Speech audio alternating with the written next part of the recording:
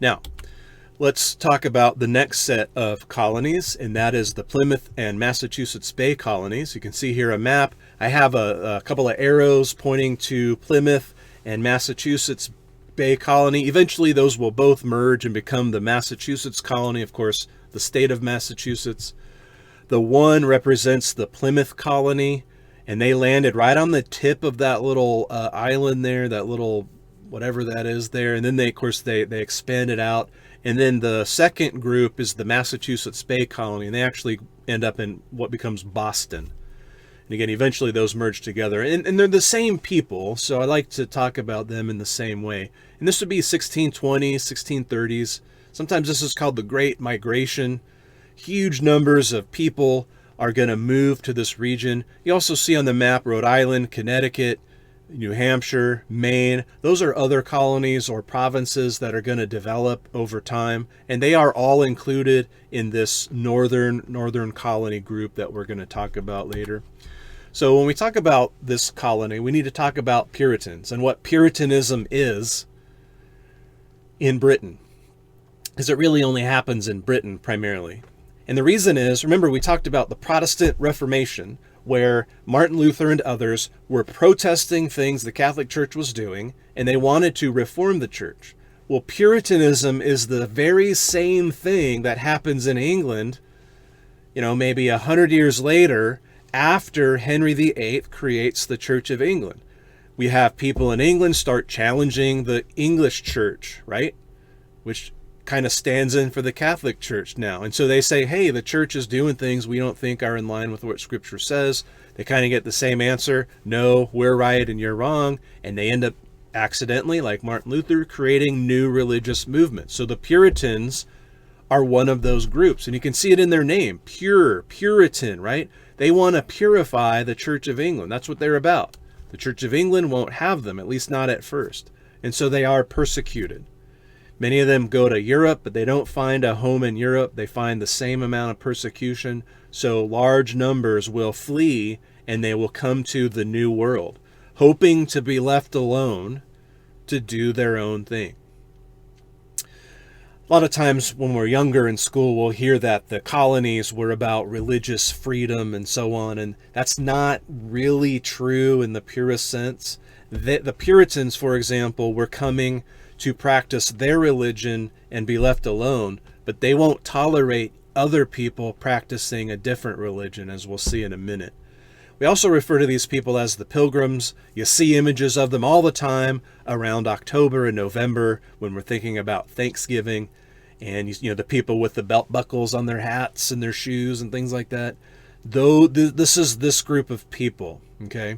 I do want to make a point here real quick that these people are coming, you can see on this map, the purpley parts. This is where most of the Puritans are coming from.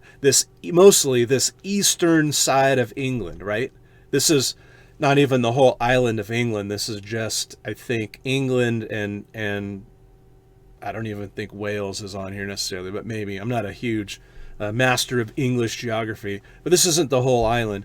But this is England. You can see again the purple counties, purple areas are where these people come from. The people that went to Jamestown, for example, and the other southern colonies are largely from the blue area, the west and the south part of England. And they're all English, but they're different people.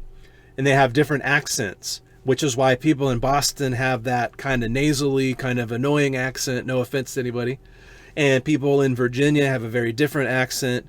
And people in Texas have a different accent because there's a different, influence there. People out west, right? In America, everyone recognizes these different accents. Well, that begins, in part, at least, from England because they too have different accents. They have different ways they build things. They have different ways they eat. All these different cultural things are different, which is why those differences remain, amazingly, 400 years later in America. So the main groups that influence these regions kind of set their stamp on those regions. So that's why they talk different, and that's why they act different sometimes. So back to our chart here. The Mayflower is that ship that goes to Plymouth. Basically, they got lost. They were supposed to go to New York, but they ended up in Plymouth instead, and they decided to stay.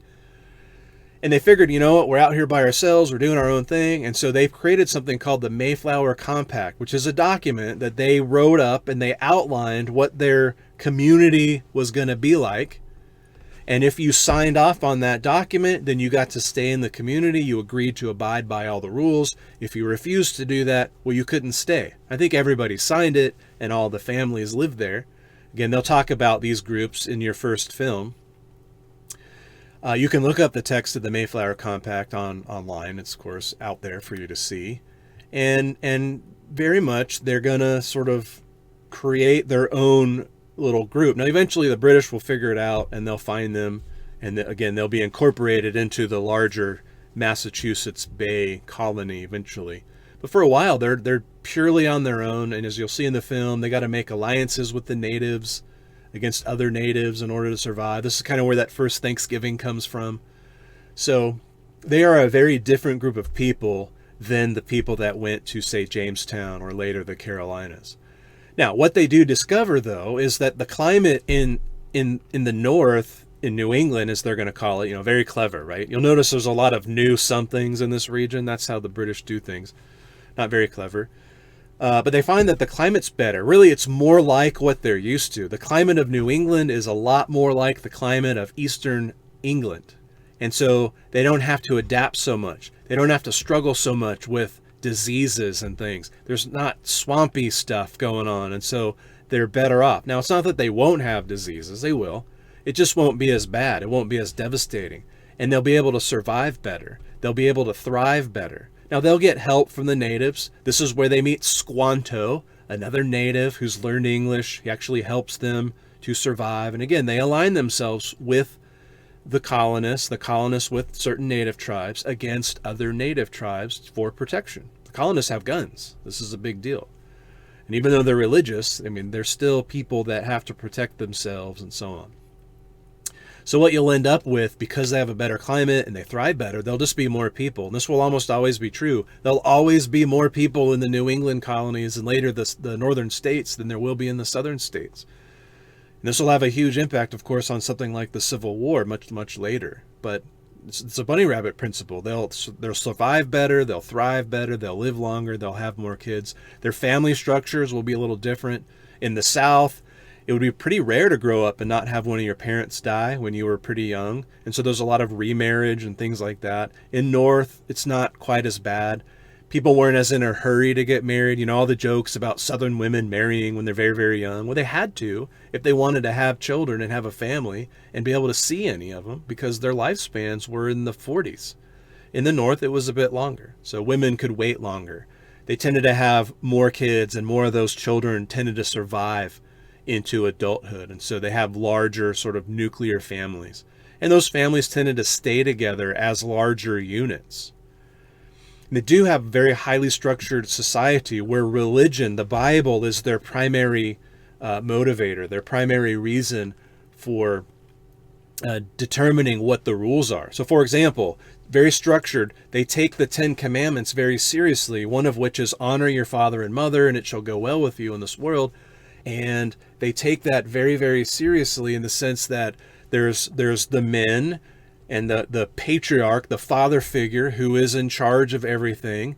And then there's the other men, and then there's the wives and women who are kind of taking care of the home, and they have a realm where they operate within the home, and the men take care of the farm and that sort of thing. And then you have the children who are this bottom tier, and the children are supposed to learn the rules and follow the rules. And again, this is all in context of the way they viewed Scripture and their religious convictions. One of which was, it's not that common anymore, but is that you're born evil, you're born in sin, and you have to sort of learn your way out of it. And so they have a saying, and it goes like this: it's better whipped than damned. And they have a certain view that they have to be very strict on their children so that their children will grow up and not give in to all these evil desires, right? It's not about abuse or anything, although, of course, people are people, so no doubt that kind of thing happened, unfortunately. But it was about discipline. It's very structured, very disciplined society. And it's when people get out of that discipline that problems happen. And they believe that if you stay within your realm, you stay within your sphere, then you can be happy. I think that one of the Voices of Freedom assignments has to do with Anne Hutchinson and John Winthrop. So Anne Hutchinson is a midwife. She had a bunch of kids, but she believed that the Holy Spirit communicated to her, and she was kind of teaching that. And that's getting way out of her role as a woman in that culture. And eventually they kicked her out. And Roger Williams is a guy who was a minister who came, and he starts preaching things like, we can't take land from the Indians because that's stealing. And they would argue, no, it's not. The Indians aren't doing anything with the land. And stop right here and talk about that. It's a very European/American point of view that if you're not actually using the land, and by using they mean building some kind of dwelling and farming it, typically, that you don't own it. And the natives, rarely do that kind of thing, at least not in the same ideas or terms that the British do, or the French, or the Spanish, or later the Americans. And so that's where they justify kind of taking all this land. Again, I'm not saying it's right. This is just how they thought about it. Well, Roger Williams doesn't agree with that. He thinks it's theft, and they kick him out. Both him and Hutchinson end up in another colony called Rhode Island, where there will be a lot more religious freedom and tolerance. So we'll talk about some of these ideas as they pop up later. One thing about the government in this area, we talk about a governor and an assembly. In these Puritan colonies, if you're going to be in the assembly, you have to be a male member of the church. Again, sorry ladies, you're just not going to be able to participate for a long time. But you also have to be a member of the church. Now, in Rhode Island, they'll do away with that. They'll say, no, that's not important, that the church part. But in Massachusetts and some of the other colonies, this will be true for a long time. Now, one characteristic of the South that's very different, you don't generally see big plantations. You'll see family farms, several hundred acres kind of a deal. You won't see that much slavery. There's some, but nowhere near on the scale that we're going to see in the South, and it never really takes off. And a lot of that's because of the Puritans and the way they think and the way they operate just doesn't lend itself, and I think the climate too, doesn't lend itself to these big, huge plantations. Again, there will be some slavery going on in this region. They also don't take much advantage of indentured servants. So most of your indentured servants go to the South. Most of your Puritans go to the New England area. There's just a whole lot of differences here that are going on. But let's go on and talk about our middle colonies. You can see on the map here the purple ones, New York, Delaware, Pennsylvania, New Jersey's on there. I also include Maryland in this group. Kind of depends who you ask. So for my purposes and anything that might be on the exam, Maryland is part of this middle colony group that we're talking about. And they're called the middle colonies because they are both in the middle geographically, you can see on the map, and because sort of culturally they are in the middle. They'll have characteristics of both groups, right? Maryland's far more like the South, and New York's far more like Massachusetts, where Pennsylvania and Delaware, is kind of in the middle, all right? And I'll go into what some of those specifics are. But basically, these colonies are all very different, whereas you could say all the New England colonies are very, very similar, and all the southern colonies are very, very similar. So those things we just talked about, they hold true for all of these colonies. The middle colonies are just all different, all right? Again, they'll have characteristics of the other colonies in them, but they are very different. They're very diverse, because this is where you go if you don't fit into New England or you don't fit into the South. So the only people going to New England are these Puritans primarily. The only people going to the South are the wealthy landowners or indentured servants or slaves. Everyone else pretty much goes to these middle colonies. So they're very diverse. There'll be people from all over England, all over Britain. There will be people from other nations in there. There'll be, like, the Dutch actually are the first ones that go to New York, and then the British will kind of take it from them. And you'll find other groups of people there. Religiously, it'll be very diverse. Again, everybody in New England is some form of Puritan. Pretty much everybody in the South is an Anglican or Church of England. And everyone else, I mean, those groups exist in the middle too, but there are lots of other groups. Someone said of this region, it's the best poor man's country because it's got a very complicated, complex, diverse economy and population. So again, if you don't fit into one of those other specific categories, you go to the middle colonies, you go to New York. It doesn't hurt that New York's one of the biggest ports coming into the area as well. Politically, again, very diverse and complex. They all have an assembly. If there's more population in New York or Pennsylvania or what have you, there will be more people in the assembly. Politics will be more complicated. Again, in the South, politics are run by the wealthy landowners. That's not going to change.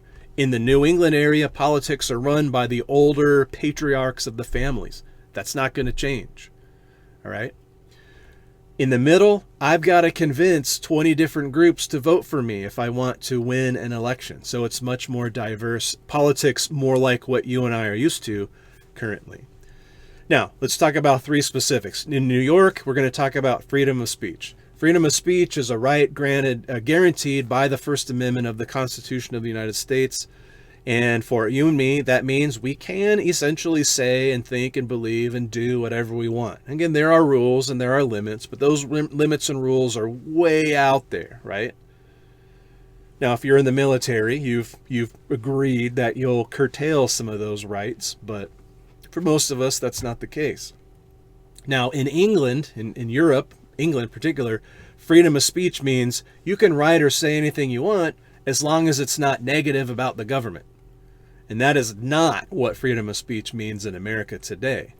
But over the years, over the decades, the colonists in America are beginning to think differently than the people back home in England. Again, generations are going to go by between 1607 and 1776 when the American Revolution officially begins, right? That's about 8 generations. It's 175 years, 170 years. It's 8 or 10 generations of people. And they're going to begin thinking very differently. Well, what happens in this particular case is a man named John Zinger gets arrested for publishing some article that exposes some corruption in the local government. It wasn't a lie.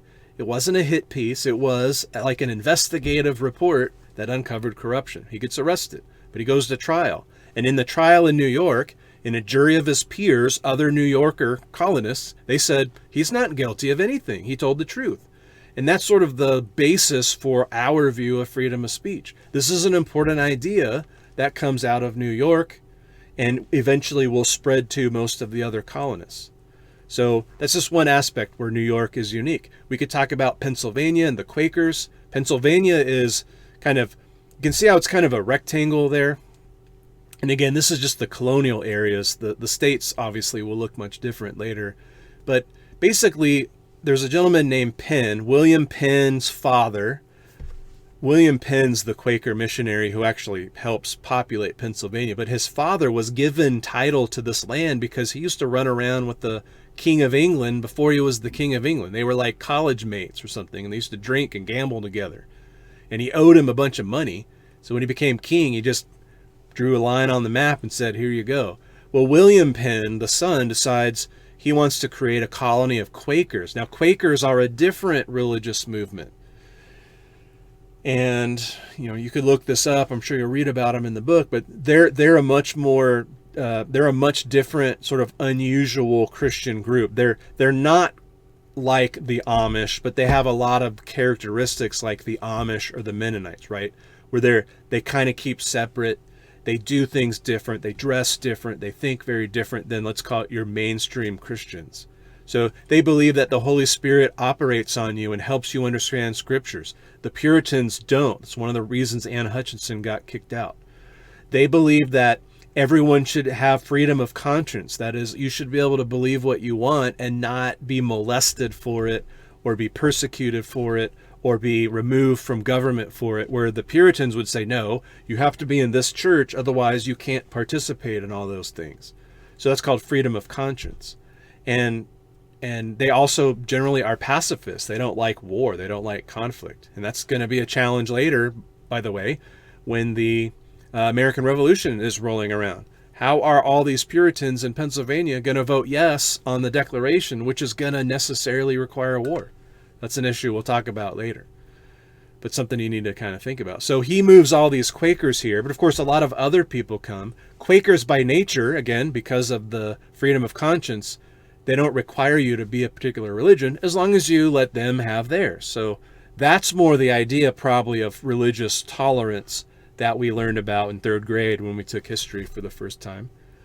And so there's an idea of religious tolerance that in certain areas of the country are going to develop, right? In Pennsylvania, tolerance develops because of who goes there.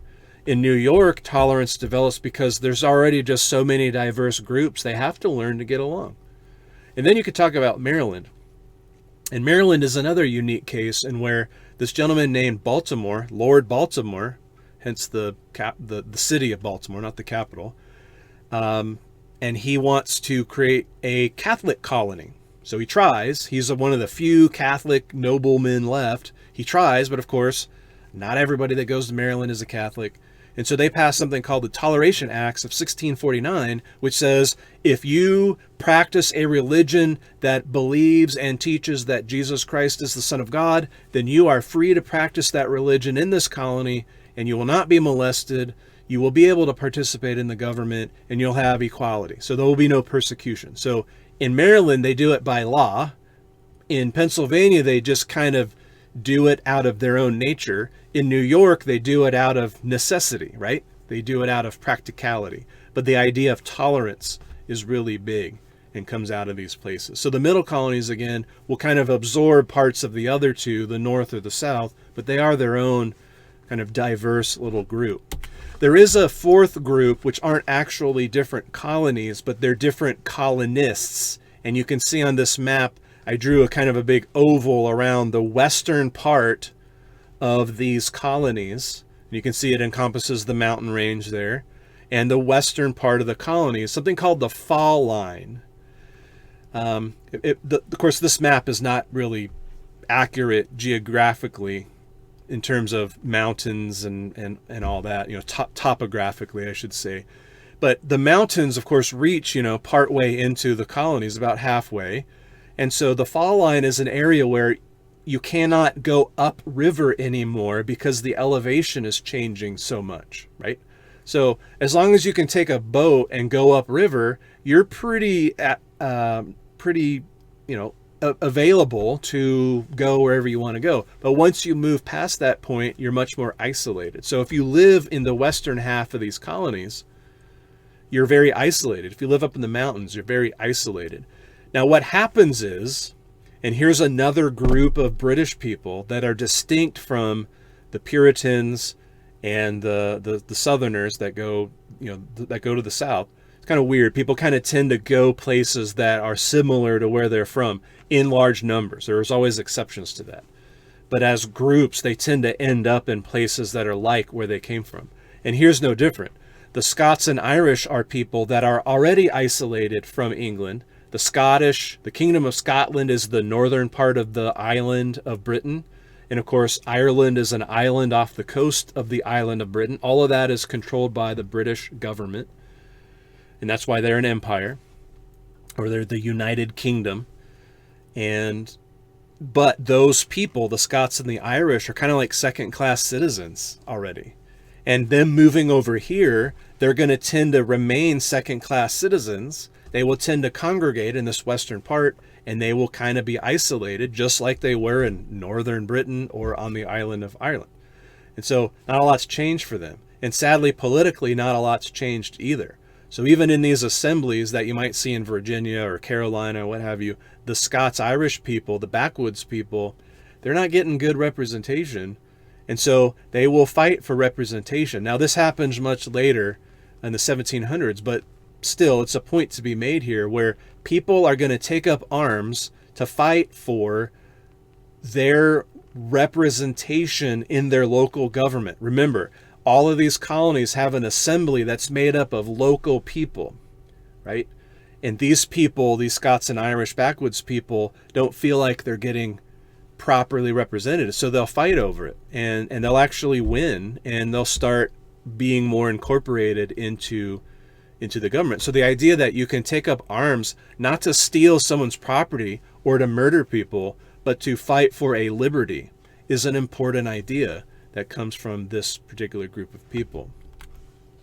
So the last slide here, I think, is called Threads and Growth. So I want you to think about all these ideas. Number one, on this map, you can see the growth. The very dark red that's around Maryland. Now, this doesn't show the New England colonies, but it shows the growth in the southern colonies. The very dark red around Maryland, Maryland, where it says Powhatan, Williamsburg, Jamestown, St. Mary's City, Baltimore. That's where these initial groups of people go. Maps can be deceptive, right? Because a map might show this whole area is Virginia, but there's really only people living right here, right?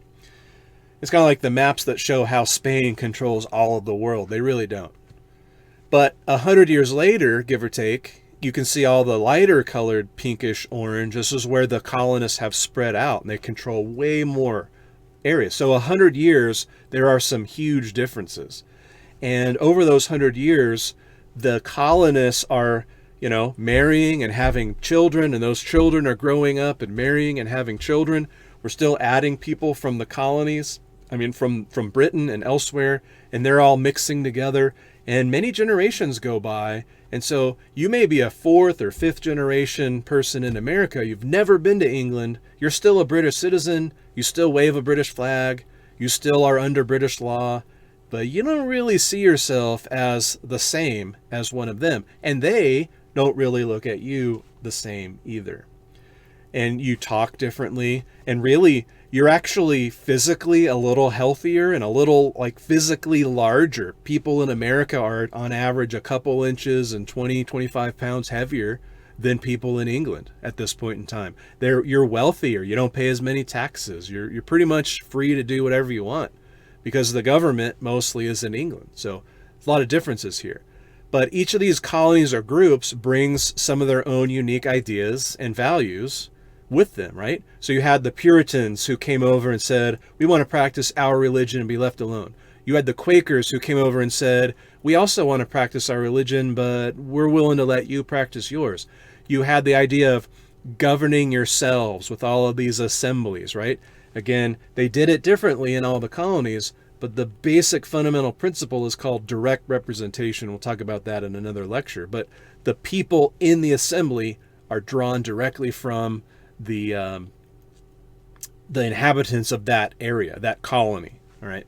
In other words, Virginia assembly or legislature, all are Virginians, and so on. Others, the idea of owning land and making money and being master of your own destiny, those are ideas that are brought. The idea of freedom of speech, we already mentioned from New York. The idea of again, getting along and the law. We can all work together toward a common good, even though we're not religiously the same. All these ideas are going to swirl and kind of grow together, and this becomes their expected norm. And so these ideals are like threads. The more you weave together, the stronger they become, right? If you have one thread, you can just jerk it apart and it breaks. But if you take a bunch of threads and you weave them together, it becomes a rope or a cord, and you can't break it.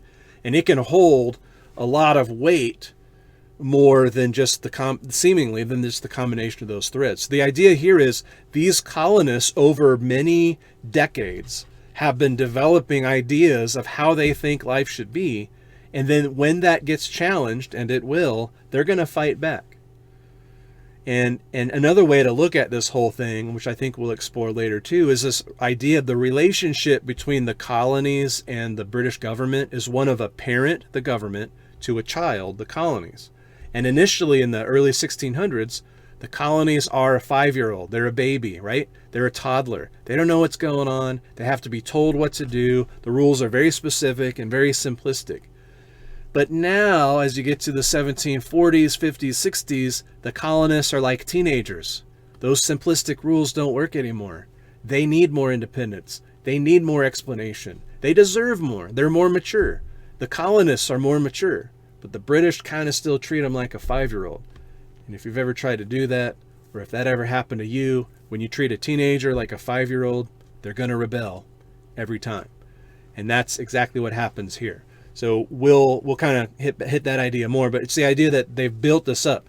A good contrast to that would be the people in Iraq or Afghanistan, right? We went over there, we got rid of Saddam Hussein, whoever, and Kuwait and others, and we Taliban, we kind of got rid of part of it and all this stuff, right? We went in there and they got democracy in Iraq. How do you think that's going to work when we leave? Most people would say it's probably not going to work. It's not going to last. It's going to go back to the way things were. And this is me talking, but I've read this also from a lot of people, that their expectation is some warlord comes in and takes over and rules everything, and they just keep their heads down until the next one. Right? But in these American colonists, no, they're used to making their own rules and making their own money and doing their own thing. And when that gets challenged, they're going to fight.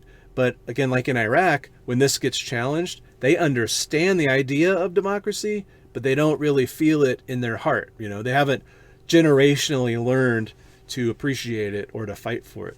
Maybe if we're there long enough, or if it lasts long enough, they'll learn that. I don't know. New generations might learn that. We'll see. But that's kind of a big difference. And really, most of the time, when America has tried to drop democracy on somebody, it rarely lasts.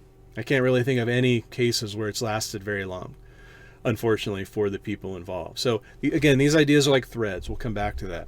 Now, the next lecture, we're going to talk about getting shafted. All right? American colonists getting shafted by the British. This is pretty common for all the colonists, not just the Americans, but all of them. But ours are going to feel it more, and they're going to respond. So getting shafted, we're going to talk about mercantilism, how the empire functions, and how the colonies fit into that system. So have a good one.